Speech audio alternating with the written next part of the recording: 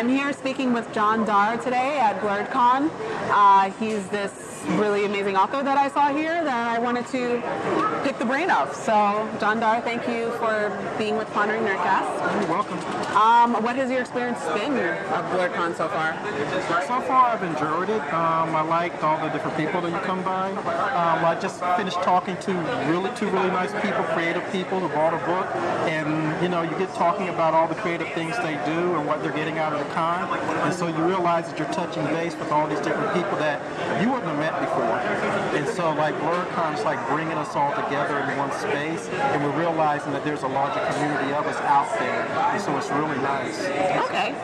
What do you think about conventions in general in terms of connecting with your audience, as opposed to other ways of connecting with them? For me, I first started attending, conventions just as an attendee, and to me it was like coming home.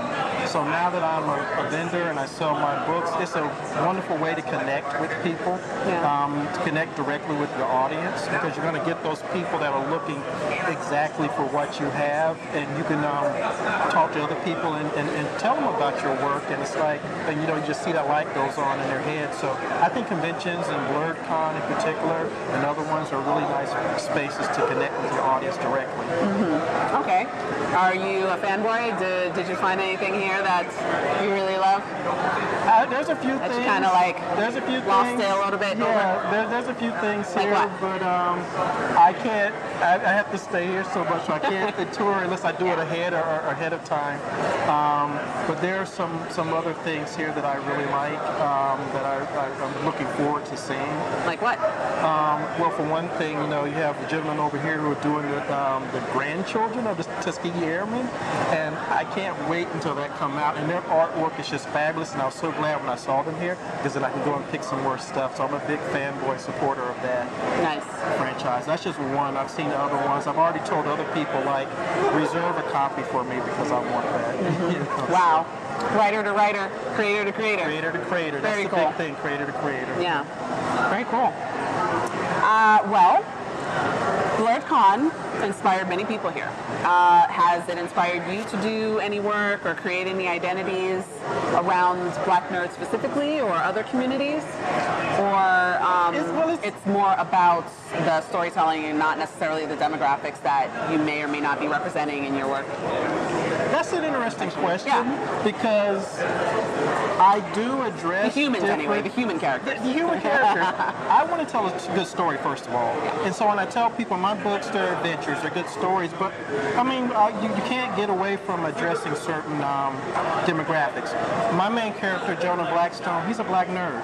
He carries around books. He likes libraries. He's an A student. I deliberately did that because I wanted somebody who wasn't the jock or the typical people to be the hero, to have to save the universe. I mean, when you talk about other communities and stuff, my books are inclusive, so you have that aspect of them too. Mm-hmm. And so I think that's important, because that's often unheard, particularly when you talk about Black nerds and African American culture. I think that's the side that you don't normally get.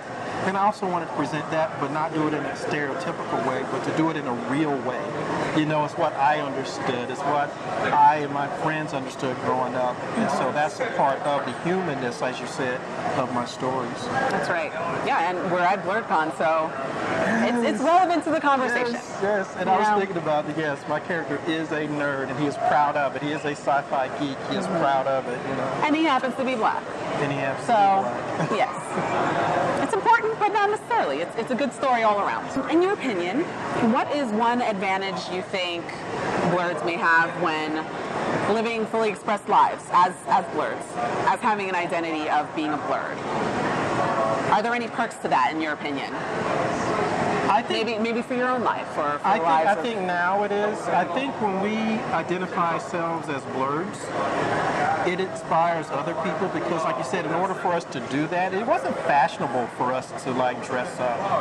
I mean, I used to go to a con down in Georgia, and I remember you can count the number of blerds there on one hand, and as it grew and we actually got panel discussions around our issues, it's like, wow, finally.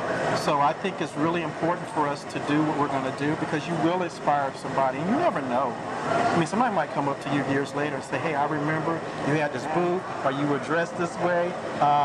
What inspired me for my books, I went to a panel discussion. There was a young man who, we went 2 years in a row, and he just jumped up one day. He said, where's the books with characters that look like me? And it's like, that light goes off. Yeah. And that's one of the underlying things with my book. Be yourself, discover yourself, live your power, because if you don't, then that's going to cut other areas of your life and you're not living to your true potential. So I think when we can do it as blerds, it's like, yes, we're blerds, we're geeks, we love this stuff. I think it frees us in other areas of our life that we might not even realize. Right on. And it's lucrative. There's demand there. Did you hear that? It's lucrative. The money Yeah. Yeah. Mm-hmm. Yep. Mm-hmm. That's right. Do you get your writing ideas from any place in particular? Is there a go-to place where, when you're first starting a project and you want to do some research around your characters, is there a go-to place or resource or tool that you head to first? It's kind of all over for me. I mean, when I finish these series, I have another one that's waiting, and that came because I was walking and I saw these pile of stones. And it's like, immediately I got this idea for this detective in a small town who these small stones were some kind of related to some kind of case in this, you know. So I just come like that. Sometimes, like, I have another series, and I actually do a lot of research in the Black conscious world, because I want to bring some of those elements of Pan-Africanism and cooperative economics, and so I'm building this alternative reality where we actually do that stuff, but it's undergirding a metahuman story. Okay. So it's like my ideas come from all over the place. It's things I listen to. I read a lot. I listen to a lot of things. So you just never know when ideas kind of like pop. It's like, okay, that would be a good story. So I just write it down and I put it aside. Yeah. Maybe like a conduit. Yeah. Receiving. If the fantasy genre, right, of young adult books was the key inspiration for that particular generation that's reading it, like the current generation of young adult readers, if there was an inspiration for them to work towards world peace through the genre of fantasy, what fantasy story would you write? Wow, that's a deep one. World peace, huh? That's what I'm about. Deepness. Well, in a way, my story that I'm writing now, Jonah, my main character, is a catalyst. He is the person needed for the time to set things right. And when he set things right, there will be a certain amount of world peace. And there's a line in one of the books where his godfather's telling him, it's like, look, people don't even realize what you're doing for them now. One day they will understand. And I've written an epilogue, but I don't know how many books later that's going to be, but I've written it. And in that epilogue, there is a certain level of peace and understanding in the world. Everything isn't roses, but it's the after effect of what my character does through the journey of his novels. And so, again, one of the underlying things for all my books is if we discover who we are and we live to our true potential, we can reshape our reality and we can bring that peace. And I think that's a powerful thing for blerds in particular to realize. We have awesome power that's been untapped. And that's at heart is what my books are about. Very cool. I love it. So cool. All right. So I have a couple of rapid fire questions. Okay. If you game. They're pretty fun. What's your astrological sign? Aries. Best nerdy theme song? The first one that pops into your head. Welcome to my life. Welcome to my life. What's that?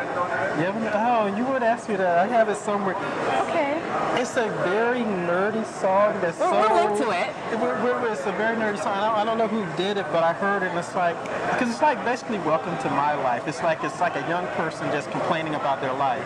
Okay. It's like welcome to my life, you know? Like a wise ass way of saying it. Yeah. Welcome to my Sarcastic, life. Yeah. Yeah. Right on. Gem and the Holograms or Josie and the Pussycats? Oh my gosh, Josie and the Pussycats. Pussycats. Wow, very cool. I'm not going to tell my age, but I remember when they came on Saturday morning, and I still even know the theme song, but Josie and the Pussycats was one of those things I grew up with.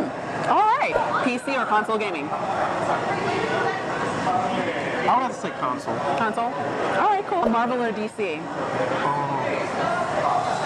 I know it's kind of unfair, but I will say this. I will say this. I didn't collect comics myself, but I had a friend who had Marvel, basically, and I would wait until he got all 12 issues, and then I would go and borrow them so I could read the whole story all the way through. So I'd have to say I was more Marvel than DC. I watched DC, but comic books themselves, Marvel. Okay, all right, cool. Your childhood imaginary character crush? Again, the first one that pops into your mind. Wow, I haven't thought about something like that in so long. I don't know if I want to say that. You totally can. Everyone else has. You gotta be game. You gotta be game. Oh, I don't even know. Wow. Yeah. I don't even know. I have to think about that. Yeah. All right, that's fair. I have to think about that one. That's fair. All right. Well, John, thank you so much for your time.